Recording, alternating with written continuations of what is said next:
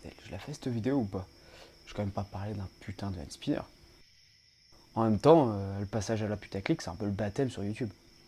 Mais j'ai un peu l'impression de vendre mon cul, quoi.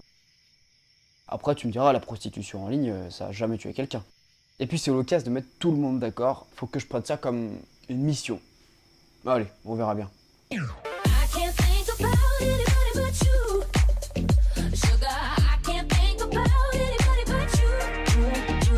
What's up tout le monde et bienvenue dans ce nouvel épisode. L'heure est particulièrement grave.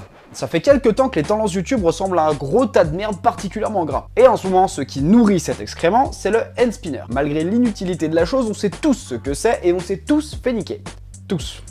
D'où ça vient? Pourquoi ce buzz autour de ça? À quoi ça sert vraiment? On règle nos comptes ici et maintenant, tout le monde sera content et on n'en parle plus.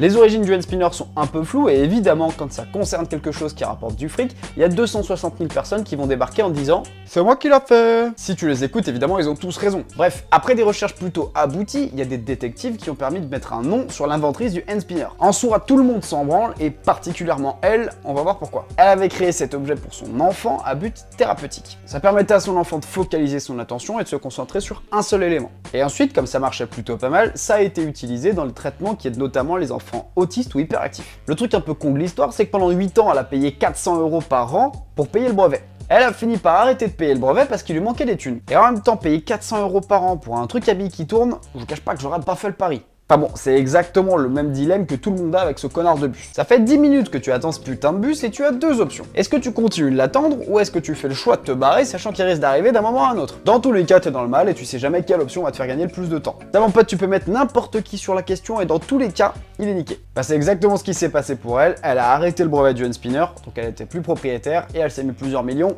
dans le cul. Et dire qu'en ce moment elle est en galère de thunes, si tu te trouves pas très chanceux, repense à cette histoire et ça ira mieux. On en parle en boucle, mais qu'est-ce que c'est vraiment? C'est un objet à 3 côtés avec un poids parfaitement équilibré et un roulement à billes au milieu, ce qui lui permet de tourner entre tes doigts. Et c'est au niveau des soi-disant vertus que ça part en couille. Ah, les joies du marketing. Si tu lis la description du produit, c'est anti-stress, améliore la concentration, limite les troubles de l'attention, muscle les doigts, permet d'arrêter de fumer. Est-ce que vous êtes putain de sérieux? Et pourquoi ce discours est autant répandu? C'est très simple. Une fois que tu l'as acheté, tu veux pas te sentir niqué. Du coup, tu répètes. Non, sérieux, tu devrais essayer. Moi, depuis que j'ai ça, je me sens beaucoup moins stressé, ça m'a musclé les doigts et en plus, ça m'a permis d'arrêter de fumer. Et tu auras toujours, et quoi qu'il arrive, un bon gros tocard pour te dire « Mais c'est tellement mort, c'est un jouet qui a été fait pour les autistes. À quel moment je vais jouer avec ça ?» Que les choses soient bien claires, c'est pas un médicament qui a été réalisé que pour les personnes autistes. C'est juste qu'ils se sont rendus compte que ça canalise l'énergie et que ça stimule l'attention. Si ça le fait pour des enfants autistes ou hyperactifs, ça marche pour tout le monde. Mais plus ou moins selon l'individu. Moi typiquement, si j'utilise mon hand spinner au boulot, c'est pas le moment où je fais des performances.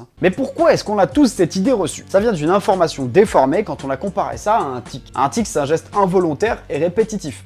Exemple, renifler tout le temps quand t'es habitué à la coco. Et au contraire, le toc, c'est un mouvement intentionnel. Par exemple, te sentir les doigts après t'être gratté le cul. J'espère que pour vous, c'est pas un tic parce que ça serait vraiment crade. Et donc un tic, ça permet au cerveau de se concentrer sur autre chose parce qu'il connaît un geste par cœur. Typiquement, fermer la clé. Ça réduit la tension musculaire et surtout l'effort de ton cerveau. Du coup, pour certains, on est sur un outil plutôt inactif. Sauf que c'est plutôt l'inverse dans le cas du hand spinner. Une fois que l'impulsion est lancée, c'est plutôt intentionnel, donc un toc, et c'est pas le corps qui bouge, mais c'est l'objet. Donc théoriquement, ça ne soulage rien.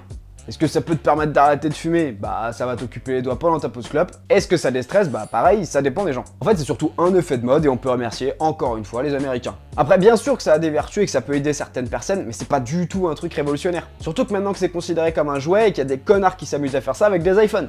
Si vous n'êtes pas convaincu, demandez à un élève si ça l'aide à se concentrer en cours de français littéraire. Je suis pas forcément sûr. Enfin bref, ma mission s'achève ici et j'espère qu'après ça, tout le monde sera d'accord. Sur ce, j'espère que vous avez kiffé l'épisode. N'hésitez surtout pas à me dire votre avis dans les commentaires. Moi, je vous dis à très bientôt pour un prochain épisode. Ciao!